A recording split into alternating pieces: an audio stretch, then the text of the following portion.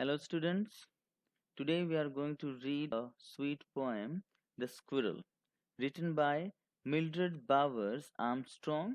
And before reading the poem, let us know about the poetess. Mildred Bowers Armstrong. She was born in 1901 and died in 1904. She was a 20th century writer and she belonged to America. So, she was a 20th century American poetess. She was called a children's book author and she wrote a collection of stories named Favorite Fairy Tale.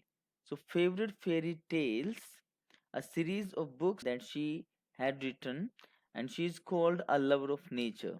And this love of nature can be seen in the poem that we are going to read. So, what the poem is? The theme of the poem is importance and beauty of nature because we have a squirrel as a character in the poem. It is centered round a squirrel, and we'll know squirrel is an object of nature. It is very lively creature. We will know about the physical structure of a squirrel and the behavior of a squirrel. The squirrel. You may have seen squirrels sitting on the ground eating a nut. What did it look like?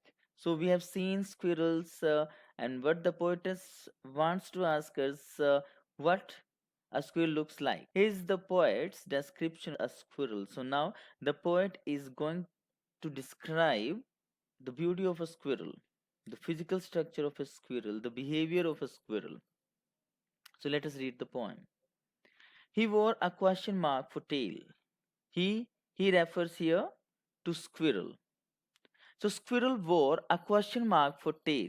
So we might have seen the tail of a squirrel. The tail of a squirrel is slightly bent at the end and it looks like the question mark. So what the poetess say that she wears the question mark for tail. So wore, it is a good use of that word, though we know wear means put on some clothes, etc. But here wear means to have.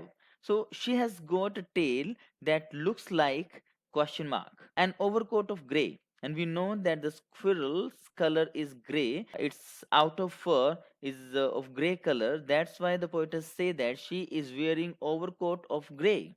It refers to the color of a squirrel. He sat up straight, and whenever squirrels are to eat something, they sit up straight. And here the poetess says that the squirrel eats nut while sitting up straight. He liked to tease and play. The squirrels like to tease someone, and the squirrels like to play in the garden. And whenever we are there in the garden, the squirrels just move around us. They just come to us and then run away. So it seems to the poetess that they tease us and they play with us. And if we ran round his tree refers to the tree in which a squirrel lives. And if we ran around his tree or anyone gets near to the place, what is the reaction of the squirrel?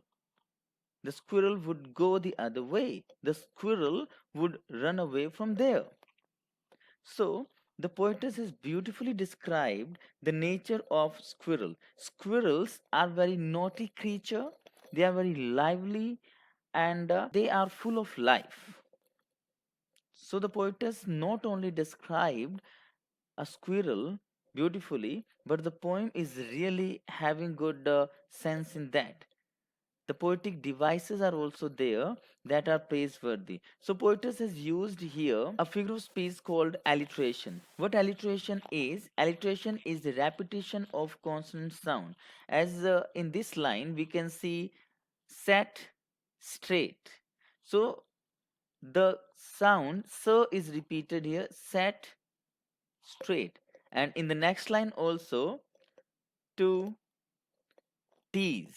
So here the sound T is repeated. So alliteration is there. And the other thing that we can find in this poem, look at the rhyming words here. Gray, play, and way.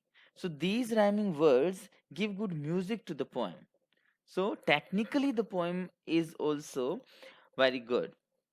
So now we will talk about the figure of speech. It is alliteration here as set up straight, sir, and sir is repeated here to tease. Here we can see that alliteration is there. Alliteration, the repetition of consonant sound is there.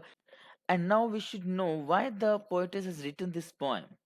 So, what we have learned through this poem, we have learned that we should preserve nature because squirrels are the objects of nature and they are really beautiful when they are in the natural surrounding.